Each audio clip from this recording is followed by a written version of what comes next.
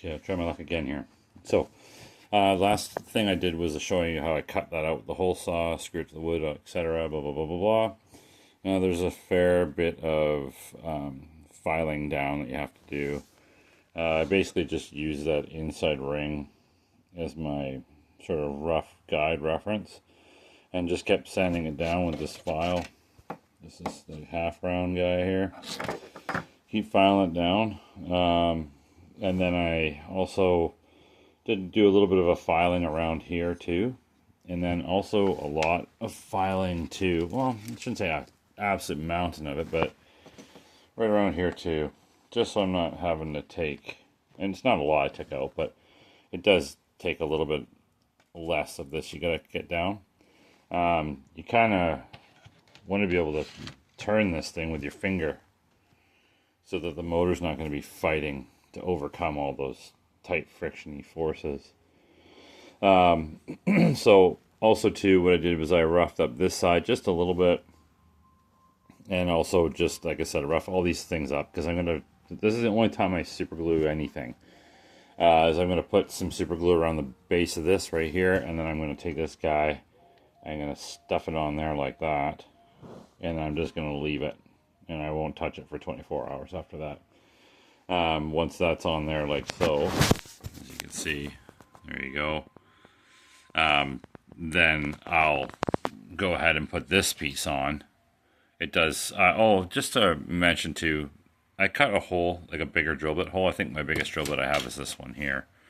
And I used it to cut a hole through here for all my wiring to go through.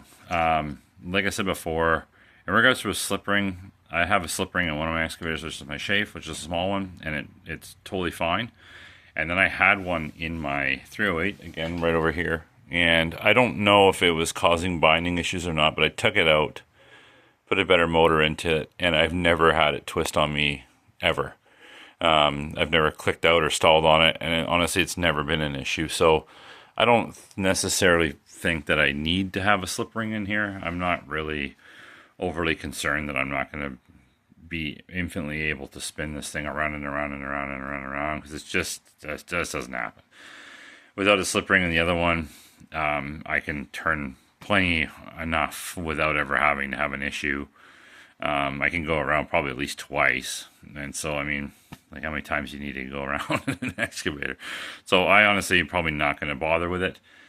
That being said, if I did ever have an issue with it, well, then maybe I do need to put one in, but I'm just going to cross that bridge when I come to it. So this right now, I just put this one side on just for looks. And these go into here like so. And then you push this down and you get that click in there. And then that's kind of how that's sitting with that underneath. And then, see if I can do this without. So basically, kind of can spin that pretty smoothly with that ring in there, and I'm not really having any issues. So it's like a little tiny bit, but again, I'm gonna probably end up going with like a 60 RPM motor in this thing, and I'll have to mount that. I don't know where I'm gonna mount that yet, but on the whole, that's moving pretty nicely, and not having any major issues there. And this piece is clipped in because you're gonna want to keep those little tabs that are in there. They need to be in there to bite down on the lip of the model to keep this thing on top. So you really want to think about that before you start going crazy cutting everything out of the way, because it's going to be needed, unless you got some way I don't know about or haven't bothered to try that can fix this thing on here. But for me, that's how I'm doing it. You do you and I'll do me. And there we go. So yeah, so far should be pretty good. Like I said, it's not too bad. Not really pulling the base around very much. I think that'll be fine. So yeah, there we go. That's going to be kind of where I'm at for now. I'm going to go to the store and buy some more Gorilla Glue, because that stuff there is toasterinoed. And I will be holding this in place with Gorilla Glue overnight. And I have my unfortunately, my holidays are over, so I'm not going to be touching this thing probably for a little bit. We'll see. I will say that and maybe try and dabble something, but it's going to probably get a good little bit of drying time before I can get out here and really start doing some stuff with it.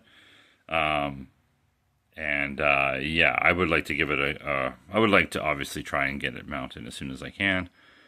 Because I just always want to see how they work, like, because if it binds or anything, I got to do a lot of filing with it now super glued on here, and I'll have to try and keep on taking the top layer of the slew ring off, because that's what it's as a spur, sorry, not slew ring, it's a spur gear, it's a Traxxas spur gear. That is the one right there that I used.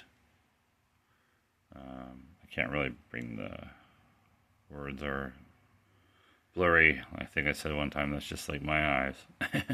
But there's the number 3166 if you're wondering, and then you can match your pinion gears with that. And there we go, there's one 6745, and there's another one 3919, and there we go. And it should be good to go. And if you don't like it, well, keep your opinions to yourself. That was just a really shitty bad dad joke. Okay, there we go. That's what I got so far. I'm going to super glue this thing down, let it dry for 24 hours. And I'm going to have to come up with a way, too, about underneath here. Like, this is just sitting here right now. Obviously, I got to come up with a better way to just have a spacer in there for those motors, because one's kind of pushing in a bit. I'd like to keep those straight, so I'm going to have to come up with a little design to do something in there. Yeah, fortunately, if they were like soldered brass, I could probably just solder a piece on there, but I don't know what I could do for that, and I don't really want to go gooping. As soon as I start saying gooping, I don't want to put it on here.